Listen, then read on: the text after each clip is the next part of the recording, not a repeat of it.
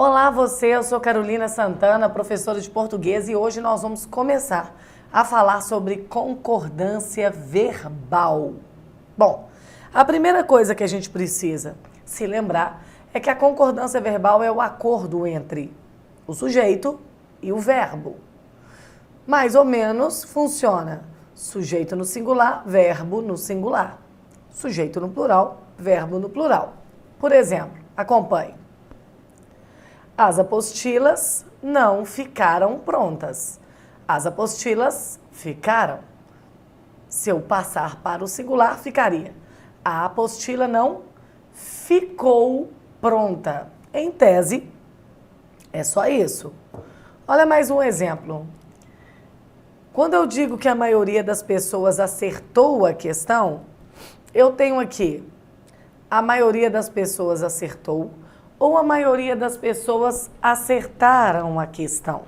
O que você acha que nós vamos preencher aí? Bom, o que a gente precisa observar? O sujeito aqui, ele é grande. A maioria das pessoas. Das pessoas seria uma especificação do sujeito. Tá? Então eu tenho a maioria de quê? De lápis, de caneta, de professores? Não, de pessoas, de uma maneira geral. Observe você que quando eu tenho o núcleo e a especificação do sujeito, eu posso mudar a ordem da concordância. Mas o que seria núcleo? Núcleo é a palavra do sujeito que não tem preposição. É isso que é núcleo. Tem gente que aprendeu lá atrás na escola que núcleo era a palavra mais importante. Não é verdade. A palavra mais importante desse sujeito aqui é a palavra pessoas, que é o que de fato nos diz o que é que está sendo discutido. Mas a gente precisa perceber, olha, que a maioria é a palavra que não tem preposição, já que das é de mais as. Então, olha só, é um sujeito simples cujo núcleo é maioria. Então, eu posso fazer a concordância com a maioria acertou a questão. E aí eu tenho aqui, olha, singular, né, da maioria, singular, e o verbo no singular.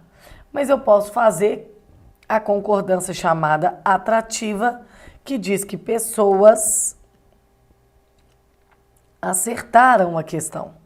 Então, a concordância com o núcleo do sujeito é chamada concordância lógica. E a concordância com o termo mais próximo, né? Não gostei dessa setinha, ela ficou virada. Eu quero dizer que pessoas acertaram a questão, formando a concordância atrativa.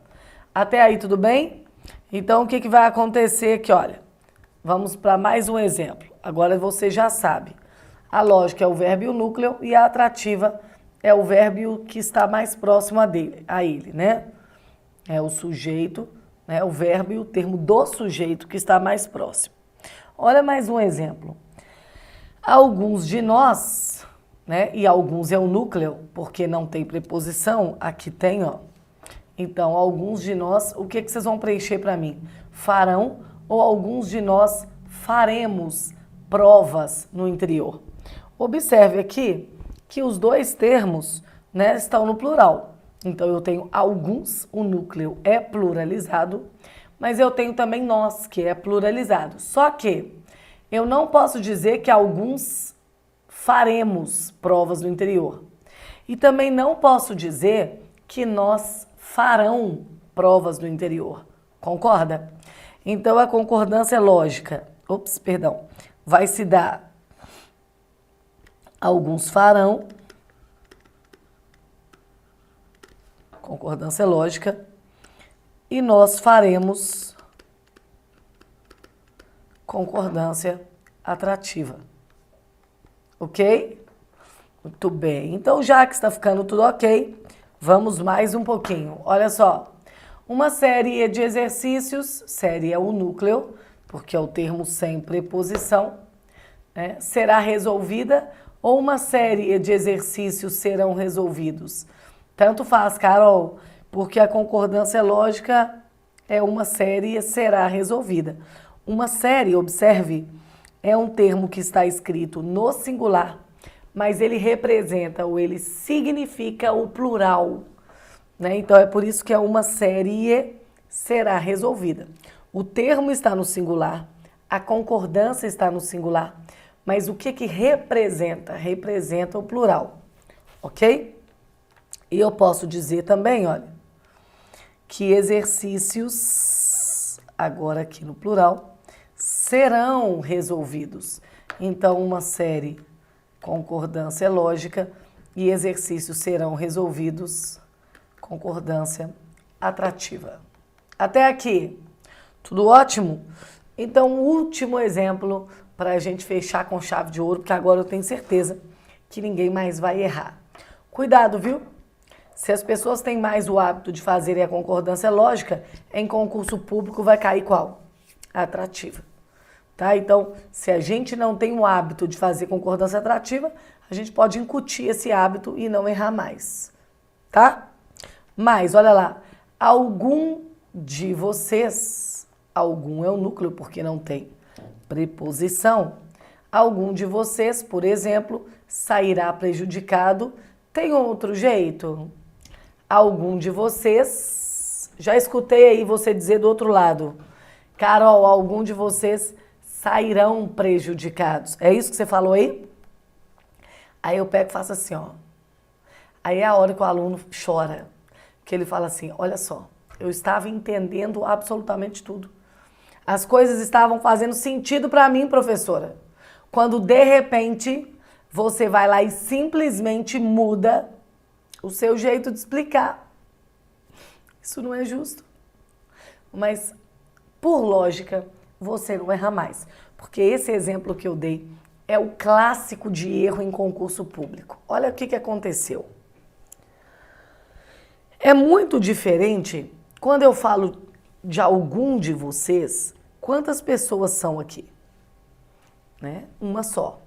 Quando eu falo série, tá no singular, mas existe um compêndio dentro de série.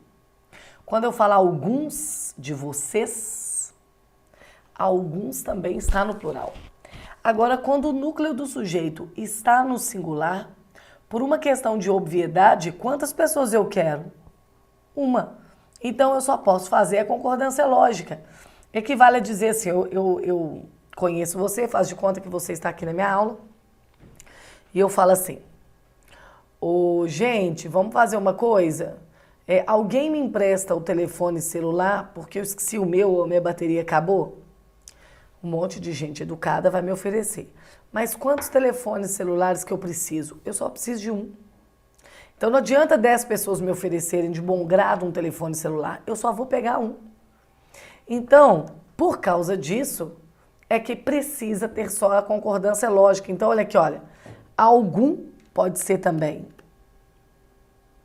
Alguém sairá. Então, eu não posso dizer que vocês sairão prejudicados, porque o núcleo do sujeito é singular, mas mais do que isso, é singular e semanticamente significa ou simboliza só uma coisa. É diferente de falar série. Série de exercícios, o termo série também está no singular. Mas o que vai acontecer aí? Está no singular, mas, né? O que vai pegar ou o que vai acontecer é que o sentido do termo série no singular, o sentido dele é plural.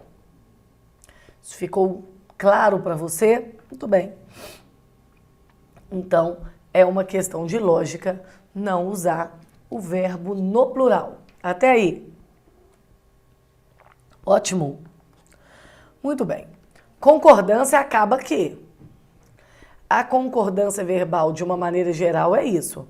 É saber se a concordância é lógica e atrativa e saber raciocinar sobre isso. Agora começam os casos específicos de concordância verbal. E dentro dos casos específicos, os verbos impessoais. Nós chamamos os verbos de impessoais, né? Quando eles não podem se modificar, quando eles não podem ser alterados. Por exemplo, o verbo haver no sentido de existir, ele nunca vai para o plural. A concordância dele se dará sempre, sempre, sempre no singular. Por exemplo, existiam algumas pessoas interessadas no quadro. Observe, você olha que está tudo no plural. Porque o verbo existir, ele vai poder ir para o plural tranquilamente, sem o menor problema. Agora, se eu trocar o verbo existir, que está concordando com pessoas, existiam pessoas, pelo verbo haver, vai ficar havia. Então, olha, havia, no singular, algumas pessoas interessadas no quadro.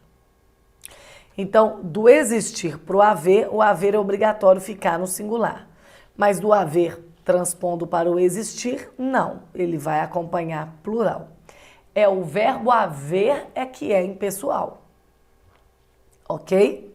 Fica claro isso aí para você? Entendi. Então, vem aqui comigo. Olha só. Se ele estiver no mesmo sentido de existir, se ele estiver no sentido de ter ou em qualquer outro sentido, não. O impessoal é o verbo haver no sentido de existir. A locução do verbo haver também vai ter essa exigência. O que é locução mesmo, Carol? Olha só, locução é quando eu tenho mais de um verbo juntinho, ó. Também chamada de expressão verbal. Por ali deviam existir muitas injustiças sociais. O verbo existir é o verbo principal e numa locução eu tenho o verbo auxiliar. Geralmente é um verbo de ligação, né? Então, deviam existir. Se eu trocar a expressão deviam existir, observe que o verbo auxiliar está no plural e o verbo existir está no singular. Se eu trocar, se eu fizer essa troca, como que vai ficar? Vai ser deviam haver ou devia haver. O que você acha? Olha lá, deviam existir injustiças. E agora, se eu trocar existir ali da locução pelo verbo haver? Por ali, devia haver muitas injustiças sociais. O verbo haver, você já sabe, é obrigatório o uso dele no singular. Só que quando você tem uma locução, né, o verbo auxiliar acompanha o principal. Então, se o verbo principal não pode flexionar-se no plural, o verbo auxiliar também não vai ser flexionado. Essa é a grande questão. Até aí, ok? Não pode esquecer de jeito nenhum. Então, olha, nas expressões verbais, o verbo auxiliar fica invariável também, igualzinho ao verbo principal. Ok? Um outro verbo considerado impessoal e que muitas pessoas esquecem, né, ou têm alguma dificuldade, seria o verbo fazer, indicando tempo decorrido ou tempo passado e indicando também temperatura. Como assim, Carol? Olha só. Indicando o tempo, eu digo assim, olha, faz no dia 13 de julho, um ano que ela se mudou. Faz um ano. Se eu quiser aumentar isso aqui, né, e quiser que sejam 2 anos, ou 10 anos, ou 20 anos, como é que vai ficar o verbo fazer? Faz no dia 13 de julho, 2 anos ou 10 anos que ela se mudou. Carol, agora eu entendi. Então, o verbo fazer, indicando tempo decorrido ou tempo passado, não vai para o plural. Agora, veja bem, o verbo haver, o verbo fazer, você precisa usá-los nessa forma do singular. Porque eu canso de ouvir pessoas dizendo houveram. Não pode, né? Então, eu canso de ouvir gente dizer fazem 20 dias. Não pode, de jeito nenhum. Ok? Não pode. Então, mais um pouquinho. Nas locuções, olha, a mesma coisa.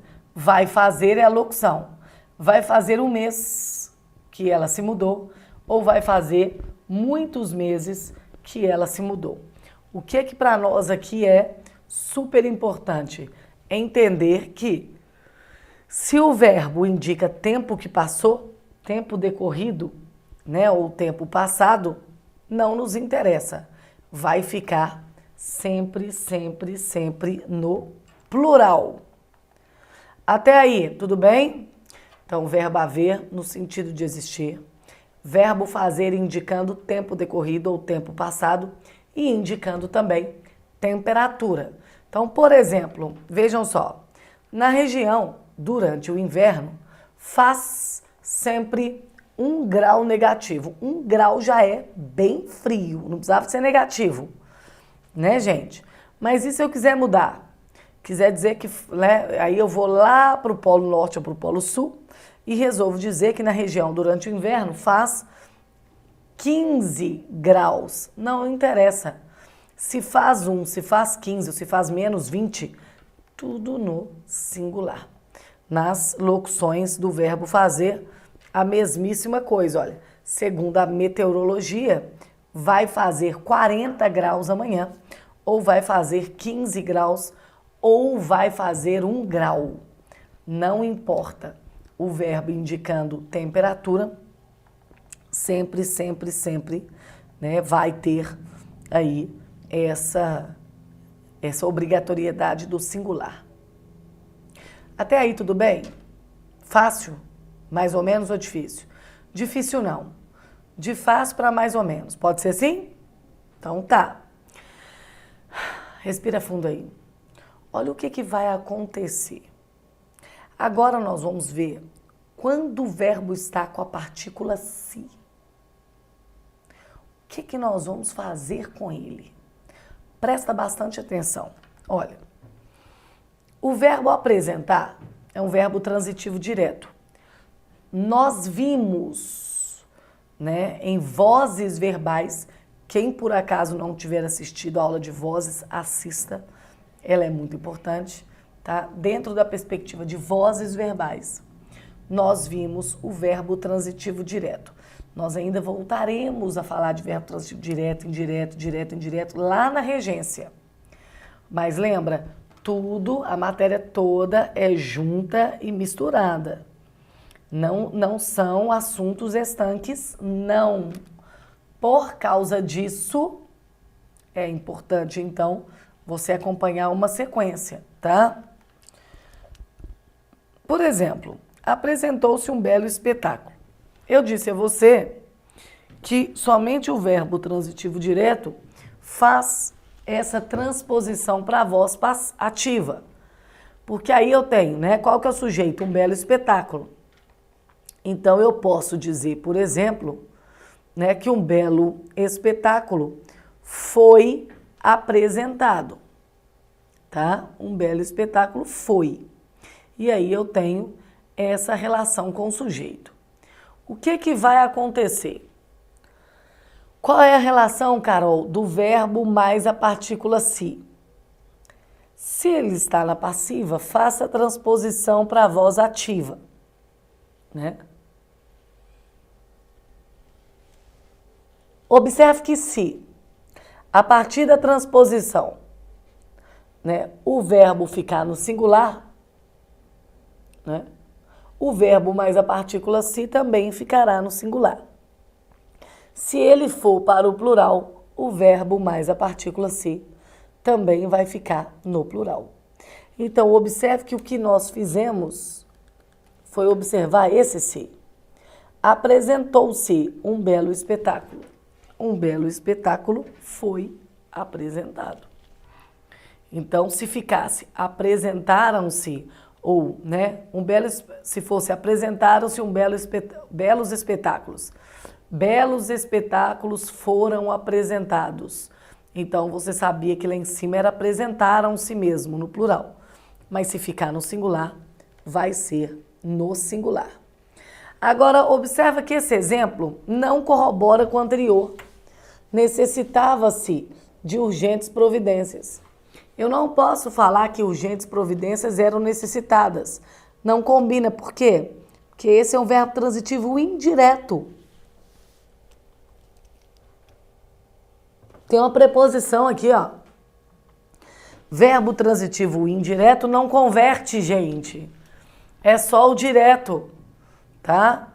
Então, o verbo transitivo indireto não faz a transposição para a voz passiva, tá? Não faz. Então, não tem jeito. Tá? Aí não. Então, o que vai acontecer dentro dessa lógica aqui? Se o verbo for um verbo transitivo direto, então eu vou fazer a transposição e o verbo vai variar de acordo com o sujeito. Se ele for transitivo indireto, não. O verbo manterá sempre o singular.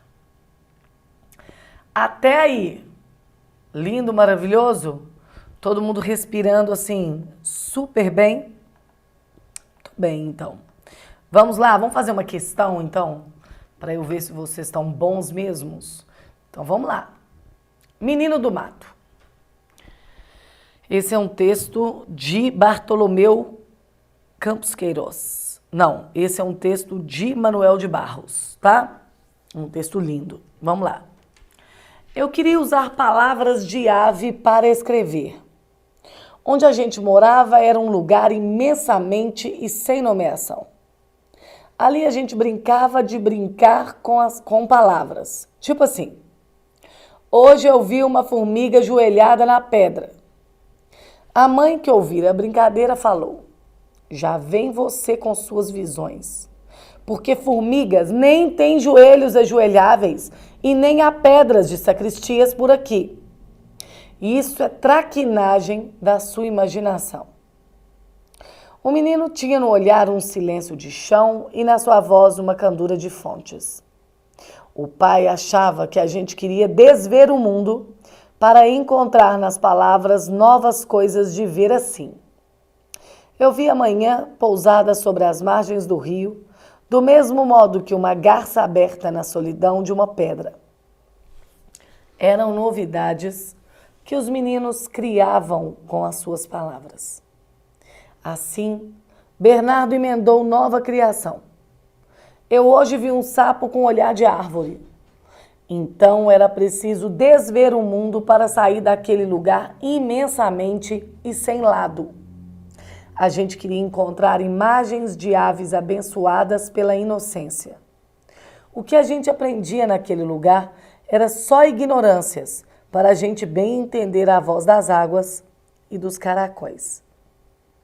A gente gostava das palavras quando elas perturbavam o sentido normal das ideias, porque a gente também sabia que só os absurdos enriquecem a poesia.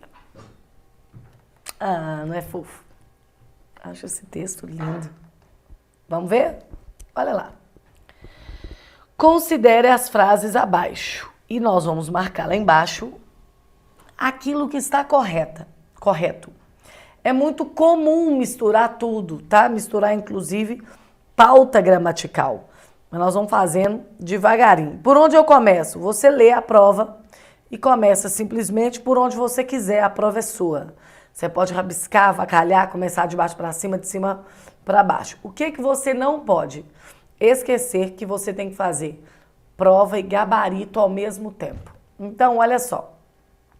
Vamos para No verso, o que a gente aprendia naquele lugar era só ignorâncias.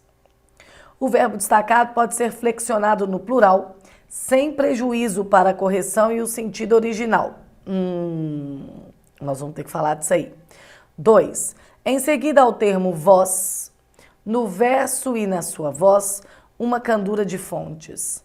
Pode-se acrescentar uma vírgula sem prejuízo para a correção do sentido original. 3. Sem que nenhuma outra alteração seja feita no verso e nem há pedras de sacristias por aqui, o verbo pode ser substituído por existe, mantendo-se a correção e o sentido original. Nós vamos começar pela 3. Nós vamos fazer aquela piadinha. 3, 2, 1. Porque o 1 eu tenho considerações a fazer. Olha aqui. O verso é: e nem há pedras de sacristias por aqui. Eu posso tirar o a e colocar existe? Vai ficar assim. Sem que nenhuma outra alteração seja feita no verso. E nem existe pedras de sacristias por aqui. Pode? Não! Não pode. Por quê? E nem há pedras? Pode, porque é o verbo haver no sentido de existir.